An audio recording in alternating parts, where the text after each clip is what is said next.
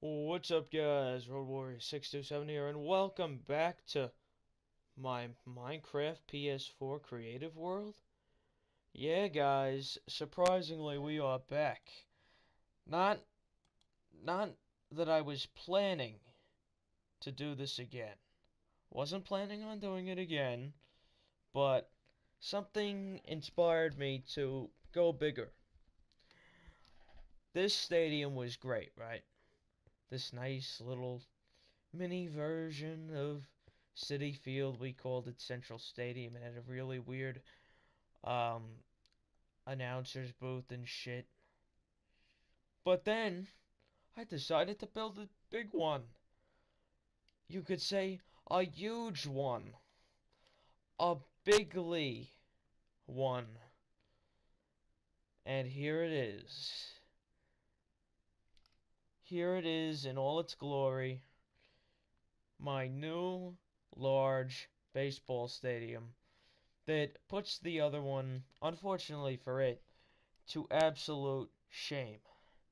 To absolute shame. But that's okay. So, my Elgato's been on the fritz, so I'm doing this live, and that's fine. Who cares? So, let's get into the stadium because I really have a lot that I wanted to show you. This ain't going to be part of the series. This is just going to be a separate video all on its own. Just because it really turned out to be so good. This is probably, I mean, I know the racetrack was good too, but I really built this in just a couple of days, so I was very proud of myself. But, forgetting with that shit, let's get on to the actual stuff. So right here, we've got the ticket booth. Actually, before I do that, I should say, I put Shea Stadium on it because Shea's a way better name than Citi Field. William Shea was, of course, the guy who brought National League Baseball back to New York, and that's what they named Shea Stadium after. So I decided to name it Shea Stadium, but it has a lot of elements from Citi Field on the interior. A lot of it was inspired by Citi Field on the inside, and I'll show you guys what that means in a second. Alright, so the ticket booth. We've got different levels of seating. We got luxury suites, Sterling level, which is a Citi Field level. It's the first floor. The Excelsior level, which is the third floor. And the Promenade level, which is the fourth and fifth floors. But here it's just the fourth floor. You can see all the ticket prices. The second floor we consider to be the luxury suites kind of thing. Got 8 gates, as well as a connection to the, we got a new station that I added to the subway system, the Flushing line, simply named Shea Stadium. I kept Flushing Willets Point, which is the actual station in real life, as down there because I didn't want to change the signs, so you could still get right to the ballpark from the subway. So now let's take a look inside this glorious place. First thing that will catch your eyes is the 2 staircases that eventually lead up to the field, but let's show you guys this space right here first. We've got all 4 Mets retired numbers. Here's kind of like a little press briefing area over here. This will lead to the dugout. I will show you guys after. So we've got Mike Piazza 31, Tom Seaver 41. Of course, the bonus one is 42 for Jackie Robinson, 14 for Gil Hodges, and 37 for Casey Stengel. This unauthorized access is simply unused space that I really didn't need. And here, right here, is the Mets Hall of Fame. I had a version of this in my smaller stadium as well. So these are just all the names of Mets Hall of Famers. They're all listed right here. And we have replicas, terrible replicas, of the 2 World Series trophies that the Mets have won from 69 and 86. Now let's show you the dugout. And then we'll show you the field. This is the visitors' dugout. It's pretty much the same as the home dugout. We've got the locker room area here with all the lockers. And then we have the dugout area itself with a beautiful view of the field. Same side on the other side. Here's home plate, Mets logo. I didn't put up a screen because I thought it would prohibit view and I thought it would really look stupid, so I kept it without that. And here is the home dugout and the home locker room with a little more design in it, with, of course, the blue and orange for the Mets. So here is the field itself, standard baseball field that we can run around with pride as Mets fans.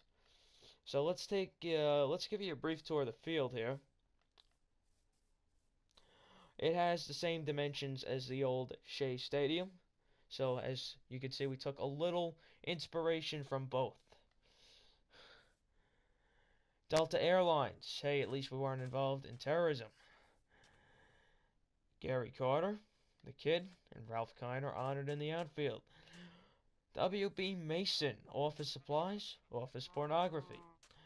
The New York Racing Association, Belmont, Aqueduct, Saratoga, and the racetrack we have right over there, Mine Horse Park, losing people money since 1958. Our last two advertisements over here, East Coast Power and Gas. You know what kind of gas. Coca-Cola. Is there really Coke in it? We don't know. But making people think we drugged them since 1886. Alright, we got our first person in the chat. What name do you think is better, Ice Falcon 44 or Fusion Teddy 44? 04, I should say. I like Ice Falcon better, personally. I think it's a little more. I think it's better for a gamer. Fusion Teddy kind of sounds a bit soft. I think as a gamer you gotta have kind of like an assertive kind of gamer tag. You really need to have something that's at least like a little bit, I guess you could say, powerful. I don't know what the correct term would be. Alright, but getting on with the stadium tour. All food and stores are located on the first floor. The other are just seating areas. We just showed you the museum with the World Series trophy and all that. Left field is this way, obviously. Right field is this way. So now let's actually give you guys a tour of the seating areas. This is the Sterling level, otherwise known as the first floor.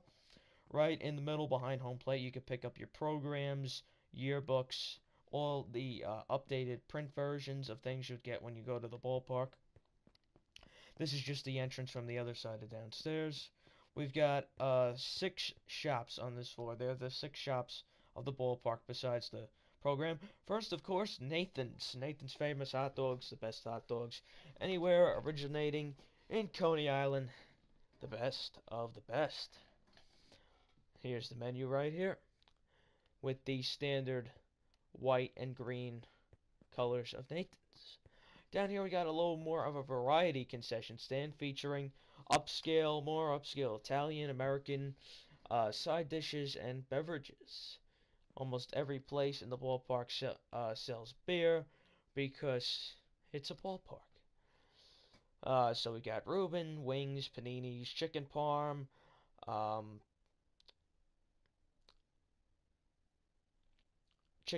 plate and pasta. You can go a little more upscale. Or you got the standard sausage and pepper roll too. We got some fish with cod fillets, chicken club deluxe, garlic fries, gourmet fries, a slice of pizza, and of course your standard beverages.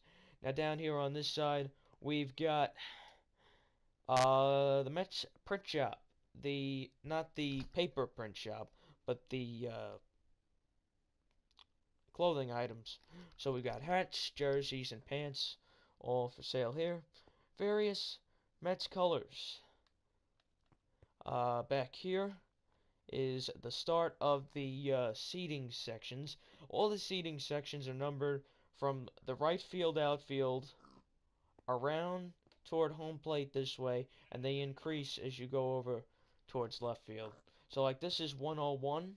On the other side would be 110. Now over here is Citi Field's most famous restaurant, Shake Shack. Shake Shack always has good stuff. You can see the menu right here. Shake Shack, with also like Nathan's having the green and white color as their standard colors. And then you could even eat down here and watch the ball game on TV. So that is the gist of the first floor. The rest is all seating areas. Now before we get upstairs, let's just take a look at the scoreboards right here. This is more of a basic cumulative scoreboard with your standard 9 innings, ball strikes, and outs. And this is more of a thorough scoreboard. Gives you everything: who's at bat, who's pitching, ball strikes, outs, hits, errors, left on base, extra base hits as well. And of course, the home run apple, which will rise whenever the Mets hit a home run. So that is the first floor, right field side, and the middle. Now the left field side, this is more of a easy concession stand. There's more of a kiddie-friendly concession stand. We've got snacks. We've got more snacks.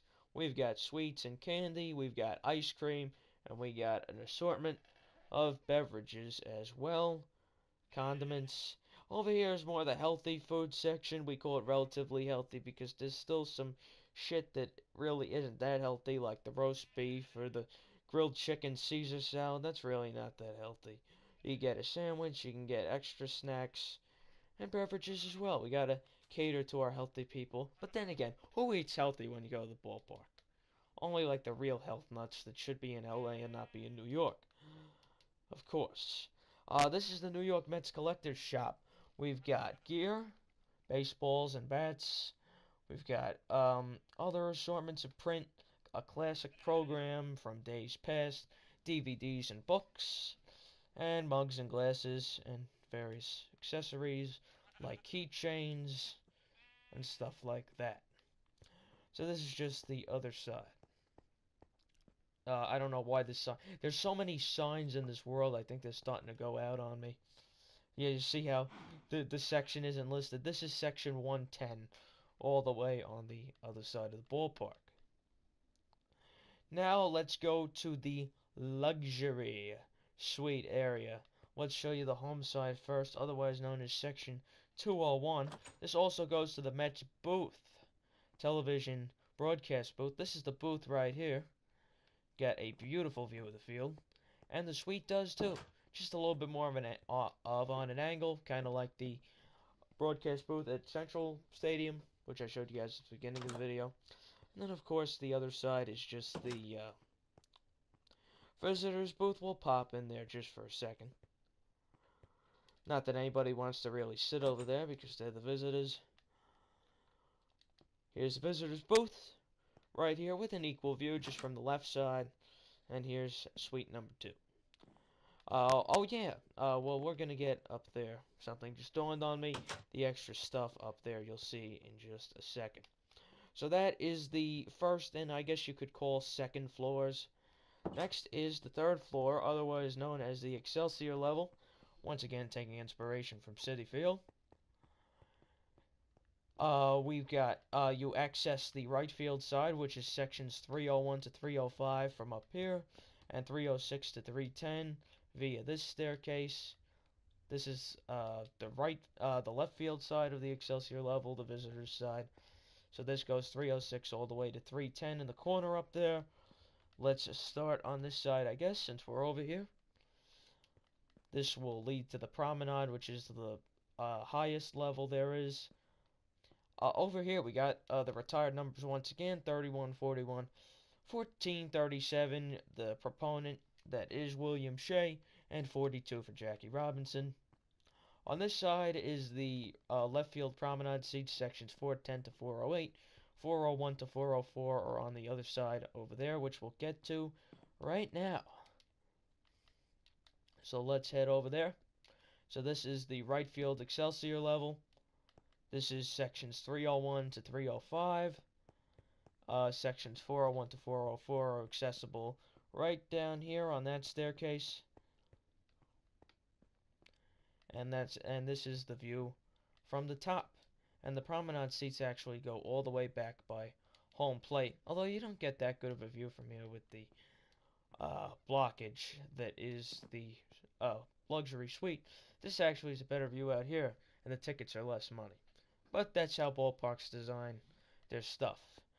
And the last two things up here, we got the beautiful American flag. It's huge or bigly, as our darling president would say. Coca-Cola, taking inspiration, of course, from the Coca-Cola corner at Citi Field. And then, the most important things here. Our pennants and our World Series flags. Mets, 1973, 2000, and 2015 National League champions. And, of course, 1969 and 1986 World Series champions. And, guys, I know it's not that bigly, but it's pretty bigly, this ballpark, especially that I built it in less than 3 days collectively. I took about a week to do it, but I took a couple of days off in between, worked a lot of long nights. It's got a beautiful view with the Twin Towers and the Tree of Life right over there.